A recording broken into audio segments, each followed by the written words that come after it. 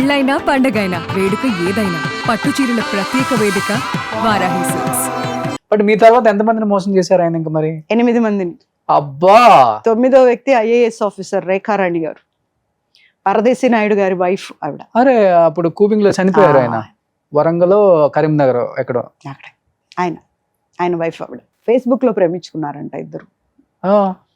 తర్వాత పెళ్లి చేసుకోవాలి అని ఫస్ట్ పెట్టినప్పుడు వాళ్ళ అమ్మ నాన్న వచ్చారు నా దగ్గరికి. వాళ్ళ నాన్నగారు స్టంట్ వేసుకుని ఉన్నారు. స్టంట్ తీసాక అదే డిశ్చార్జ్ చేస్తారు కదా, డైరెక్ట్ గా నా దగ్గరకు వచ్చారు. వచ్చేసి అమ్మ ఒక పెళ్ళి ఆపాలి అర్జెంట్ అని, రేపే పెళ్ళి, ఒక ఫంక్షన్ హాల్లో బుక్ చేశారు. అంటే నేను అనుకున్నా, నేను అప్పుడు లీడ్ ఇండియా అని ఒక ఆర్గనైజేషన్కి పనిచేసేదాన్ని. ఏ అమ్మాయి అబ్బాయి లేచిపోతూ ఉంటారు కదండి ఎక్కువ. ఏ ఏరియా అమ్మా, ఏ స్కూల్ అని అడిగితే స్కూల్ కాదమ్మా ఆమె ఐఏఎస్ ఆమెకి నేనేం చేస్తానండి అంటే, విజయ్ గోపాల్ తెలుసా నీకు? ఏ విజయ్ గోపాల్? నీ మొగుడు విజయ్ గోపాల్ చెప్పండి అంటే, అతనే పెళ్లి చేసుకుంటుంది. ఒక్క నిమిషం అమ్మా లోపలికి వెళ్ళి వైట్ పేపర్ మీద సైన్ చేయి. ఇప్పటికి 4 సార్లు పంపించిన అతను రెఫ్యూజ్ చేశాడు, డైవోర్స్ ఇవ్వట్లేదు, తీసుకోండి. ఆవిడ చింపేసి, నేను నీ హెల్ప్ కోసం వచ్చానమ్మా, నువ్వు డైవర్స్ ఇస్తానంటావేంటి? ఏంటంటే, నువ్వే ఫస్ట్ వైఫ్వి, నువ్వు అబ్జెక్ట్ చేస్తేనే పెళ్ళి ఆగుతుంది, నా కూతుర్ని మోసం చేస్తున్నాడు. ఐఏఎస్ ఆఫీసర్ అంటారు, మీ కూతుర్ని మోసం చేయటం ఏంటమ్మా? ఆవిడ ఇలా చూసిందంటే పోలీసులు కుమ్మేస్తారు కదా అని. ఆమెకి 28-29 ఏళ్ళ కొడుకు ఉన్నాడు అప్పటికి. నేను నోరు తెరిచా, ఏంటి అంత పెద్ద కొడుకుంటే పెళ్లి చేసుకుంటుందా అంటే, చేసుకుంటుందా కాదమ్మా, ఇంకాసేపట్లో పెళ్ళి అయిపోద్ది. అప్పుడు నేను షీ టీమ్స్లో బుక్ చేశాను. వాళ్ళే దగ్గరుండి గైడ్ చేశారు. బుక్ చేస్తే ఇది ఉంటుంది కదా, రిజిస్టర్ ఉంటుంది, దాంట్లో పేజే చింపేశారు వాళ్ళు. ఆ రోజు మండపం బుక్ అయింది అన్నది పేజే చింపేశారు.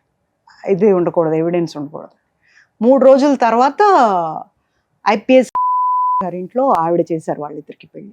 ఓకే, ఇంత జరిగిందని తెలిసినా కానీ ఆమె కూడా పెళ్లి చేసుకున్నారు. అంతా తెలుసు ఆవిడికి, అంతా తెలుసు, వీళ్ళందరికీ తెలుసు. వీళ్ళంతా ఒక గ్యాంగ్ అండి.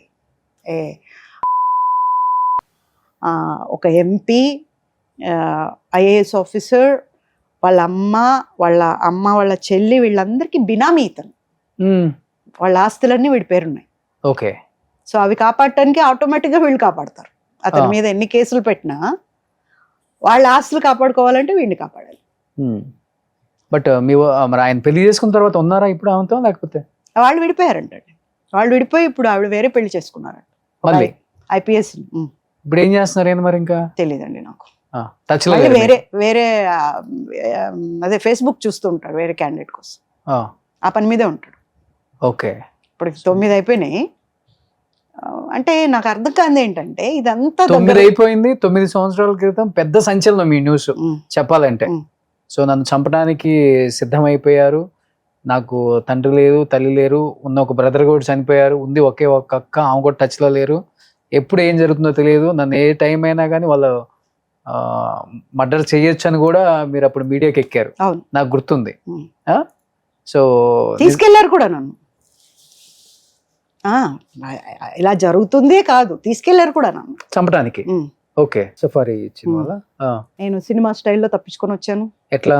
వాళ్ళు నాతో మాట్లాడిన తర్వాత ఆవిడ కూడా వచ్చి మాట్లాడి, ఇప్పుడు మీ అబ్బాయికి నేను తల్లి అయితే మీ అబ్బాయి గట్టెక్కుతాడు, లేకపోతే నీ దగ్గర ఏమీ లేదు, ఏం చేస్తావు అని. నాకు కోపం వచ్చి నేను కూడా తిట్టేశా బాగా.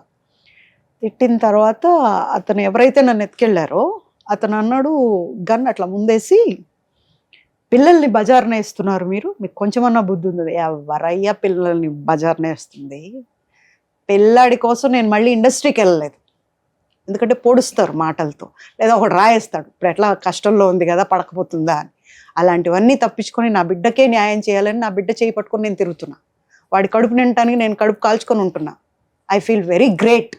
మా అబ్బాయి కోసం నేను చేస్తున్నా అంటే నా కళ్ళల్లో ఆనందం ఉంది. నా కొడుకు న్యాయం చేస్తున్నాను అన్న తృప్తి ఉంది. ఎవరు చేస్తున్నారు అన్యాయం? ఆమె చేస్తుంది అన్యాయం. 29 ఏళ్ల కొడుకు హ్యాంగ్ చేసుకుంటుంటే దింపలేకపోయింది ఆవిడ తల్లే. ఆవిడ నా కొడుకు తల్లి అవుతుందా? ఎట్లా అవుతుంది నా కొడుకు తల్లి? నేను చెప్తేనే నమ్మాలి వాడైన తండ్రి అని, లేకపోతే నమ్మలేడు కదా. పో అనుకోపో, ఏమనుకుంటావు? ఆడదాని మీదగా అన్నాడుగా అక్కడికి, నాకు ఇంకొక పెళ్ళయింది అని.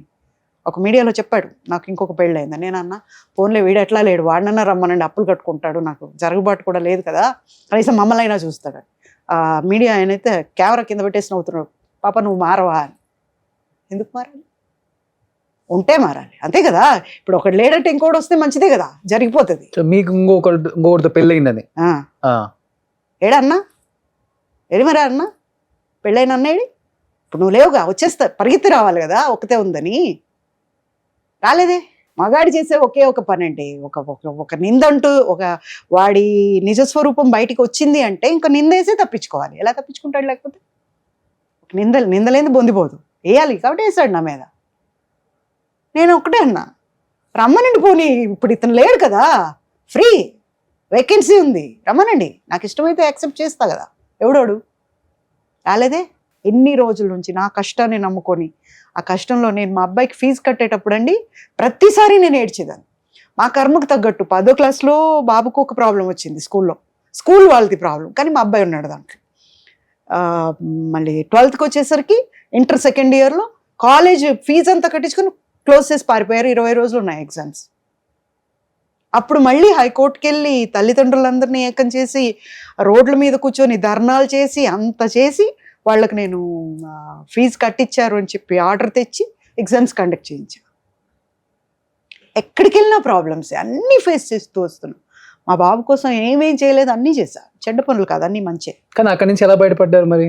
ఎక్కడి నుంచి? చంపడానికి తీసుకెళ్లారు కదా. లోపలికి వెళ్ళిన తర్వాత ఆవిడ ఆ గన్ తీసుకొని ఇలా ఇలా ఆడతారు కదా, అట్లా ఆడుతుందన్నమాట, హీరోలాగా ఆడుతూ మాట్లాడుతుంటే ఆయన రెచ్చగొడుతున్నాడు. వాళ్ళ చేతిలో ఉంది, ఇంకా నేను వస్తాననే ఆలోచనే లేదు, ఇట్స్ గాన్, అయిపోయింది. మా అబ్బాయికి వెళ్తూ ఒకటే మాట చెప్పాను, సో అధికారం ఉంది, చంపేస్తారు, కేసు కూడా క్లోజ్ చేస్తారు, అంతే అంతే. డెఫినెట్గా జనం అనుకుంటారు, కానీ ఎవరు నిలదీస్తారండి? ఇప్పుడు మన కళ్ళ ముందే ఎన్నో జరుగుతున్నాయి, ఇది దేనికి న్యాయం జరుగుతుంది? సో అక్కడ అందరికీ సినిమాలో చెప్తారు చూడండి, బయట అంతా ప్రెస్ ఉన్నారు, లైట్లు ఆపుకొని ఉన్నారు, దగ్గర 30 వెహికల్స్ ఉన్నాయి, అందరికీ తెలుసు మీరు నన్ను తీసుకొచ్చినట్టు, మీరే తెచ్చారని కూడా తెలుసు, నేను కూడా చెప్పేశాను అని చెప్పా. అంతే, నా సామిరంగా ఎక్కడోళ్ళు అక్కడ పరిగెత్తారు. వాళ్ళు పరిగెడుతుంటే మెల్లగా నేను నడుచుకుంటూ వచ్చేసా బయట. కూడా పరిగెత్తింది, ఎవరికి వాళ్ళు పరిగెత్తి వాళ్ళ కార్లు ఎక్కి పారిపోయారు. ఒక కారు లేదు, ఏం లేదు, ఒకటే కారు ఉంది. అది నేను బయటకు వెళ్ళి 5 నిమిషాలకు వచ్చింది, ప్రెస్ వాళ్ళదే వచ్చి వాళ్ళు తీసుకొచ్చి హైదరాబాద్ వదిలేరు. అలా పిలిస్తే వెళ్ళిపోతావు అమ్మా, నీకేమైనా మైండ్ ఉందా అన్నారు. నేను పిలిస్తే రాలేదండి, ఎత్తుకొస్తే వచ్చాను. ఎక్కడి నుంచి కిడ్నాప్ చేసుకుని? ఇక్కడ మధురానగర్లో హెరిటేజ్ పక్కనే మా ఇల్లు, రోడ్డు మీదే ఉంటుంది. ఆ కిందకు వచ్చి ఏదో కొనుక్కుందామని వెళ్తున్నాను, కొని వస్తున్నాను కింద. బాబు పైన ఉన్నాడు. కిందకు వచ్చేసరికి మాస్క్లు వేసుకున్నారు. ఈ మధ్య అందరికీ అలవాటు అయిపోయింది కదా మాస్క్ వేసుకోవటం, ఒట్టి కళ్ళు కనిపించేలాగా ముస్లిమ్స్ వేసుకున్నట్టు వేసుకుంటారు కదా, అలా వేసుకొని వచ్చారు 6 మంది. కారెక్కు ముందు లేకపోతే ఇక్కడే పొడి చేస్తామన్నారు. నేను ఇలా చూసి, మనకు నోరు ఎక్కువ కదా, ఆరుద్దామనే సరే నువ్వు అరిచినా పక్కకు చూసినా వేసేస్తావు నిన్నారు. దాంట్లో ఒక అతను లీడ్ ఇండియా వల్ల హెల్ప్ తీసుకున్నాడు నా దగ్గర.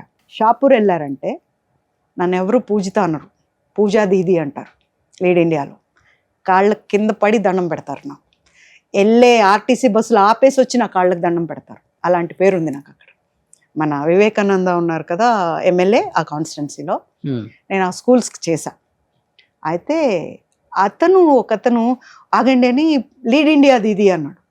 అంటే మేము గుడ్ మార్నింగ్ గుడ్ ఆఫ్టర్నూన్ చెప్పం, లీడ్ ఇండియా అంటాం. నేను లీడ్ ఇండియా అన్నా. వాళ్ళని పక్కకు తీసుకెళ్ళి ఏదో మాట్లాడొచ్చాడు. దీది మీకు శత్రువులు ఉన్నారా? నాకు శత్రువులు ఎవరు ఉంటారయ్యా, నాకు ఎవరు లేరు, ఏమి అని. ఏం లేదు, మిమ్మల్ని ఎత్తుకురమ్మన్నారు, మీరు రాకపోతే చంపేయమన్నారు. అవునా, నేను నీకు ఎలా తెలుసు? మా పాపకు కిడ్నీ ఫెయిల్ అయింది, గవర్నమెంట్కి ఫైల్ పంపించారు, మీరు హాస్పిటల్లో హెల్ప్ అయింది, అందువల్ల చెప్తున్నాను. మా పాప షాపూర్ నగర్లో చదువుతుంది. ఒక్క నిమిషం, నేను ఒక ఫోన్ చేస్తానని మా బాబుకి ఫోన్ చేసి, తెల్లారి 4:30 లోపల నేను రాకపోతే రేపు మార్నింగ్ మనకు కోర్టు ఉంది, ఫైల్ అంతా అక్కడే ఉంది, ఆ ఫైల్ తీసుకొని నువ్వు వెళ్ళాలి, లాయర్ అంకుల్ దగ్గరికి తీసుకొని నువ్వు వెళ్ళాలి, ఓకేనా అంటే, why are you telling me అన్న, you have to listen, this is the time, ఏది క్వశ్చన్ చేయకూడదు. మమ్మీ రాలేదే, మమ్మీ ఎప్పుడు వస్తుంది, మమ్మీ ఎందుకు రాదు, ఎందుకు ఇంకా రాలి, 1 రోజు 2 రోజులు 1 నెల మమ్మీ రాదు, అయినా నువ్వే పోరాడాలి, ఇది మాత్రం క్లియర్ అంటే, ఓకే మమ్మీ అన్నాడు. ఓకే పడుకో ఇంకా అని చెప్పేసి వెళ్ళిపోయి, పదండి వెళ్దాం, అలా వెళ్ళాను. సో బాబుని కూడా అలానే ట్రైన్ చేసుకుంటూ పెంచారు మీరు. తిరిగి వస్తానని చెప్పి ఎప్పుడు పెంచలే. నేను రాకపోయినా నువ్వే. మా అబ్బాయికి ఎప్పుడు చెప్తా, మమ్మీ ఇది భలే బాగుంటుంది తెచ్చుకుందాం అంటాడు. ప్రాజెక్ట్ చేయండి, నువ్వు ఒక ప్రాజెక్ట్ చేసి ఇవ్వు, నాకే అమ్ము, 1000 రూపాయలు కొంటా, నేను కంపెనీకి 10,000కి అమ్ముతా, దాంట్లోంచి 1000 రూపాయలు నీకు ఇస్తా, 9,000 నాదే. ఎందుకు నాకే 10,000 ఇవ్వచ్చు కదా, ఇవ్వనట్లా. నువ్వు అలా మెప్పించేలాగా నువ్వు చెయ్యి, 50,000 ఇప్పిస్తా. అట్లా ప్రాజెక్ట్స్ చేసే కొనుక్కుంటాడు.